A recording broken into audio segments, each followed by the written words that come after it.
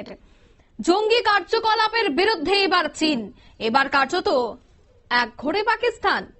যে চীনের বন্ধু পাকিস্তান, সেই চীন এবার সন্ত্রাসবাদের বিরুদ্ধে। বিস্তারিত সে বিষয়ে জানবো। টেলিফোন লাইনে যুক্ত হয়ে গেছে প্রতিনিধি সোমনাথ মুখোপাধ্যায়। সোমনাথ, সন্ত্রাসবাদের বিরুদ্ধে, জঙ্গি কার্যকলাপের বিরুদ্ধে যখন চীন, ঠিক সেই সময় কার্যত একঘরে পাকিস্তান, কি বলবে? গতকালই কিন্তু লস্কর-ই তৈয়বার ছায়া সংগঠন TRF কে নিষিদ্ধ সংগঠন, আন্তর্জাতিকভাবে নিষিদ্ধ সংগঠন ঘোষণা করেছে আমেরিকা। এই লস্কর-ই-তৈয়বা কিন্তু পাকিস্তানের মদতপুষ্ট একটি জঙ্গি সংগঠন, ঠিক আছে। তারপরেই কিন্তু চীনের সন্ত্রাসবাদী কার্যকলাপের বিরুদ্ধে মুখ খুলল পাকিস্তানের পরম বন্ধু চীন। চীনের বিদেশ মন্ত্রকের তরফ থেকে স্পষ্ট করে জানিয়ে দেওয়া হয়েছে তারা সন্ত্রাসবাদীদের বিরুদ্ধে এবং সন্ত্রাসবাদ দমনে তারা কিন্তু সবসময় এগিয়ে থাকবে। সুতরাং বলা যাচ্ছে যে পাকিস্তান কিন্তু একটা বড় ধাক্কা খেলো চীনের থেকে।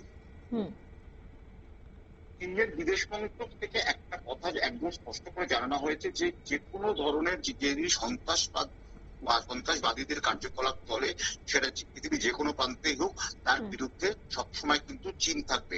এবং চীনের এই বার্তাটা কিন্তু পাকিস্তানের বিরুদ্ধেই গেল এবং চীনে যে ভবিষ্যতে যে সন্ত্রাসীদের নিয়ে চীন যে বারবার মুখ খুলে এসছে, সেই জায়গাটা কিন্তু স্পষ্ট করে দিল।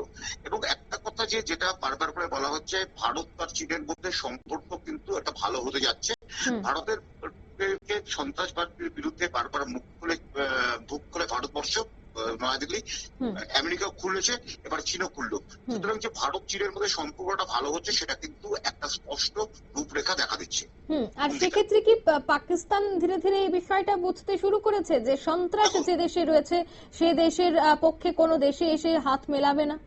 পাকিস্তান তো কখনোই স্বীকার করে না যে তাদের সাথে সন্ত্রাসবাদের যোগাযোগ আছে। তারা তো বারবার লস্কর-ই-তৈয়বা সব বিভিন্ন যে জঙ্গি সংগঠন, তাদেরকে শেল্টার দিচ্ছে, তাদের খাদ্য দিচ্ছে, তাদেরকে অর্থ দিচ্ছে, অস্ত্র দিচ্ছে পাকিস্তান। কিন্তু সেই সব বিশ্বের বাজারে বা বিশ্বের রাষ্ট্রসংঘের কাছে তুলে ধরার পরে পাকিস্তান কিন্তু একের পর এক মিথ্যাচার করে যাচ্ছে। কিন্তু সম্প্রতি আমরা দেখেছি অপারেশন সিঁদুরের পরে যে জঙ্গি সংগঠনের শেষকৃত্য অনুষ্ঠানে পাকিস্তানের মন্ত্রী থেকে সেনাবাহিনীর উচ্চপদস্থ কর্তারা উপস্থিত ছিল এবং তাদেরকে কিন্তু এককালীন একটা বড় আর্থিক সাহায্য দেওয়া হয়েছে। সেই আর্থিক সাহায্যটা কিন্তু কম করে 10 কোটি টাকা পাকিস্তানি মুদ্রায়।